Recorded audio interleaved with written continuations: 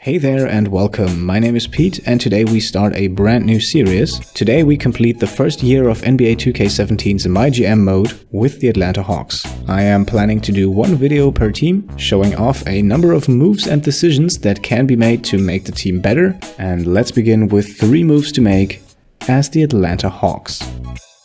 First off, let's have a look at the situation. They acquired Dwight Howard prior to the season and he is now under contract for the next 3 years. Apart from that, the only other player with a big and long-term contract is, interestingly enough, Kent Bazemore, which leaves us with a lot of cap space after the first season. And the free agent class after this season is solid. Yes, there are players like Stephen Curry, Kevin Durant and Chris Paul in there, but let's be realistic here, those will likely not be targets. This will not be a series where I advise you to clear cap space and then go after Kevin Durant for each and every team. I would like this to be a realistic building process based on the needs of the team, with a maximum of 2 or 3 trades per season and the long-term success of the team in mind. Now for Atlanta, the aforementioned Howard and Bazemore will probably be part of a solid core. Add to that Dennis Schroeder, who is a restricted free agent, so you can always keep him, and you should. And the best player on the roster right now, Paul Millsap. And Millsap is where the big question mark is. After his contract is over, he will be 32 years old, still a serviceable player, but he has a player option. So if you play it risky, the fate of his future is not necessarily in your hands. However, the core of Howard, Millsap, Schroeder and Bazemore is solid for the next 2 or 3 years. That is a team that can make a playoff run if it's provided with the right pieces. And speaking of those pieces, this is where we have potential to make some moves. We have 35-year-old Kyle Korver, 32-year-old Thabo Sefolosha, 32-year-old Jarrett Jack, 31-year-old Chris Humphries and 31-year-old Thiago Splitter. And all of those contracts are expiring. Also expiring are the contracts of Mike Muscala, Mike Scott, Tim Hardaway Jr. and Dennis Schroeder.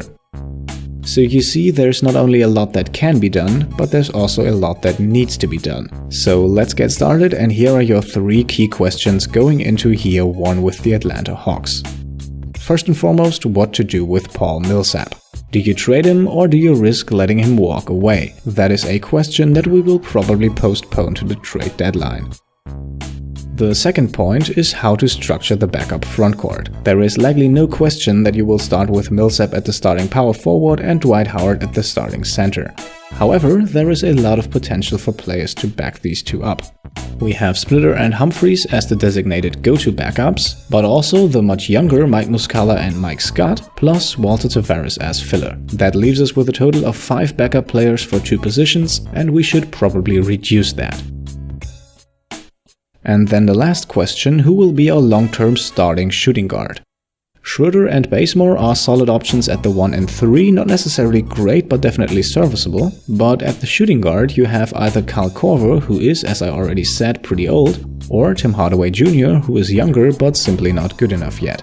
You could put Sefolosha at the 2, but at 32 years old that's definitely not a long-term solution. So here is how we're going to tackle this.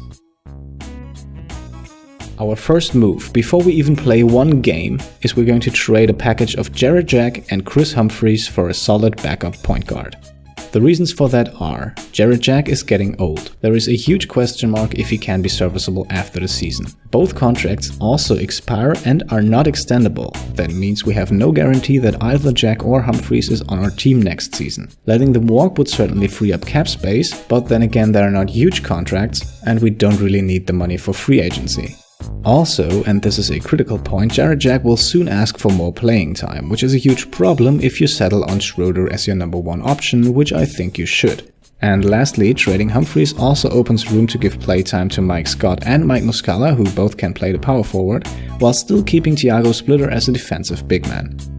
Now, I won't dictate you who to trade for, I simply say this is a good move to make. But here are a few good options. 2 players that should almost always work in this combination are TJ McConnell from the 76ers or Ish Smith from the Pistons. Both of them are rather young, McConnell much more so than Smith, and will also give you a second player to make the trade work. With TJ McConnell you will likely get Nick Stauskas as a filler and also free up cap space doing so. While with Ish Smith you will likely pick up a bit more salary, but you could grab Ray McCallum as a piece on top. Another option is maybe Corey Joseph, or, and this is what I did, Trey Burke. Now Burke is also an expiring contract, but he is a restricted free agent, so we always have the security that if we really want him on our roster, we can make it happen. Next to Trey Burke, I also acquired Tomas Satoransky in the trade, which now means our point guard rotation has now Schroeder as the starter, Trey Burke as the backup who can also play the 2 guard for a few minutes, and Satoransky as a guy to fill the bench, but with some potential to develop into something solid. Then we can fast forward to the end of the year, and our second move will be the mass re-signing of half our roster. By the end of the year, most players should be willing to resign, likely with the exception of Schroeder and maybe even Kyle Korver, but apart from that we should definitely lock down Mike Muscala, Mike Scott and Tim Hardaway Jr., all long term, and all of them should not cost you that much. Also Thiago Splitter, but I would resign him for 2 years, so his contract runs out at the same time as Dwight Howard's. That allows you then in 2 years to re-evaluate your need at center and not have unnecessary pieces come into the equation. If you did trade for a backup point guard whose contract is also running out, take a look if he's willing to re-sign here. Trey Burke was, and I locked him down long term. In many cases that's possibly better than having to match another team's offer sheet.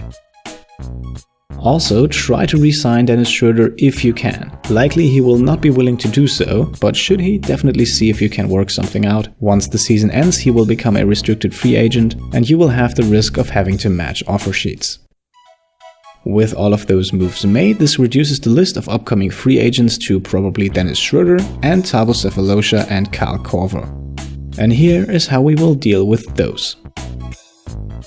Now we will fast forward a few days before the trade deadline, and we will make another trade, Kyle Korver and whatever else might be necessary for a starting caliber shooting guard. We are looking for a younger player that needs to be able to play 30 minutes, someone with a rating of 75 or above who can potentially develop into an 80+ overall player.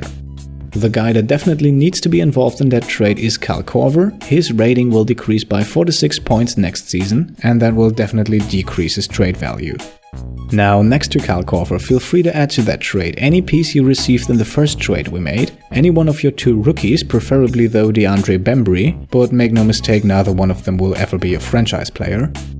Also added to that trade can be Walter Tavares or any number of second-round draft picks. If you need to, depending on who you might be able to grab, also feel free to add Thabo Sefolosha to the trade. If he's not involved, make sure to re-sign him for a few years. Now, a few potential trade targets are Will Barton, Rodney Hood, Alec Burks, Zach LaVine, all guys valued in the high 70s with solid potential, and if you put a nice package together and also depending on the GM badges you already have, you might be able to grab them. Likely very hard to get would be a guy like Devin Booker, although he's very interesting, but you will probably not be able to put something together to get him, but you have quite a few options here. Now, this trade is not as straightforward as the one we did earlier. For that reason, before you make any move, I would strongly advise you to have a look at your assistant GM. If he does not have any good badges or a bad trade rating, consider switching him out for someone better. A better candidate here might just be the deciding factor and give you the edge in grabbing the player you want. Then for me, the player I decided to go with was Gary Harris from Denver. With a 76 player rating, he's already better than Korver and he will only get better. At 22 years old and with an 80 potential, there is huge upside in Harris. He's a good shooter, a solid defender, and does pretty much everything you want in a good shooting guard. In Denver, he would also be battling for minutes with rookie Jamal Murray, so the trade makes sense for both sides. I added Mike Miller to make the trade work, and then on my side gave up the aforementioned Kyle Korver and Thabo Sefolosha. Yes, we're giving up our backup small forward, but Taurean Prince should be able to fill that role nicely from here on out. To make the trade work, I also had to give up the 2018 first-round pick from Minnesota. However, that one is lottery protected, so it would only fall to us if it landed outside of the lottery, so we're not giving up too much. I also added this year's second rounder from Brooklyn, and all of that sweetened the deal enough for Denver to accept. After the trade, my lineup looked like this: Schroeder, Harris, Bazemore, Millsap and Howard as the starting unit, with the currently injured Burke and Splitter as the first man off the bench, then Mike Scott as the backup power forward, Prince to back up Bazemore at the 3, and Hardaway Jr. as a backup for Gary Harris.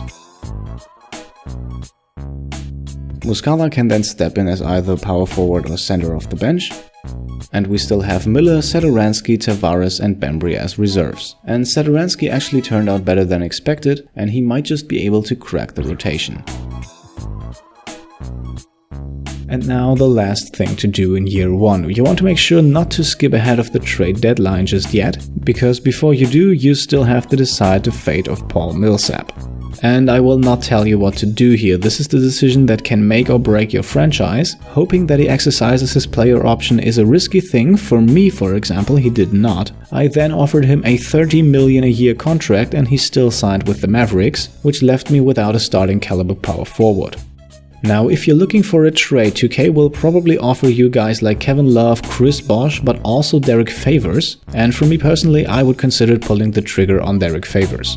He's much younger, about the same rating. You will not get the range that Millsap has, but he will still develop, and I think if you simulate your seasons, I think if you decide for the trade, this is the best one to make. In the end though, this is a decision that you need to make. You can always throw money at Millsap in free agency and hope he comes back, or if he doesn't, blow up the team completely and start the rebuild, trade Howard for a few young pieces and draft picks, and build a contender that way. No matter what you decide to do, I wish you the best of luck. Again, you don't need to do any of the moves in this video. These are just a few things that in my opinion make a lot of sense. Let me know in the comments below how you would handle the Atlanta Hawks in MyGM. Leave a thumbs up or subscribe to the channel if you like what I'm doing. And I can say thanks for watching, and I'll see you next time. Cheers!